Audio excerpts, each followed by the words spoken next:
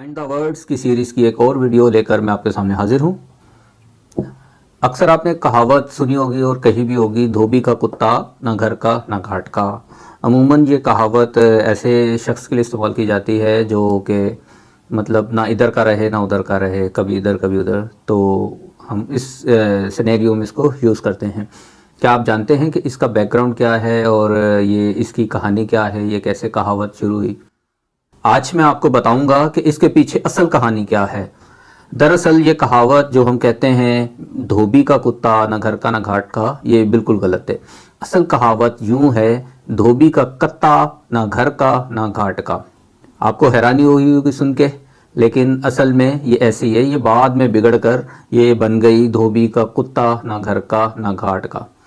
तो कहानी कुछ ऐसे है कि पुराने वक्तों में धोबी घाट जो होते थे वो अमूमन शहर, वो जो गांव देहात या शहर या इलाका जो होता था उनका घर उससे वो दूर होते थे, क्योंकि इलाकों में गांव में पानी का और निकासियाब का कोई ख़ास इंतज़ाम नहीं था पुराने वक्तों में। तो ये जो धोबी घाट थे ये अक्सर किसी दरिया, किसी नहर, किसी झील के किनारे बनाए जाते थे। तो होता कुछ यूं था कि जब धोबी जाता था अपने घर से धोबी घाट कपड़े लेकर कपड़े धोने के लिए, तो वो एक उसके पास एक डंडा होता था, चौड़ा सा होता था। जिनकी डेट ऑफ बर्थ 80 से 90 तक की है उन लोगों ने ये डंडा सा देखा होगा। पुराने वक्तों में ये खवातीन उसे कपड़े धोया करती थी। वो उसी तरह का वो होता था, उसे कहते हैं कत्ता। तो वो कत्ता जो है वो धोबी का होता था।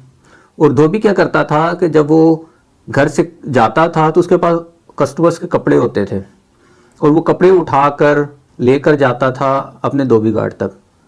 तो वहाँ उसके पास एक कत्ता होता था, उस कत्ते को वो जब शाम को घर लौटता था तो रात को फिर उसके पास कपड़े होते थे जो उसने देने होते थे कस्टमर्स को।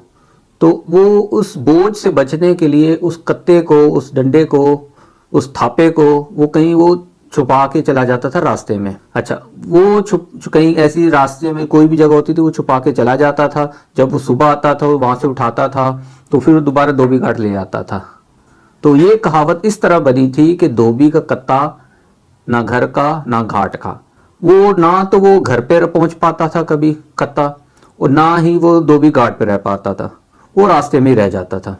तो असल कहानी ये है इस कहावत की। बाद में ये वक्त के साथ साथ धोबी घाट चेंज हो गए, धोने के तरीके चेंज हो गए, तो इस तरह से कत्ते की जगह जो है वो कुत्ते ने ले ली।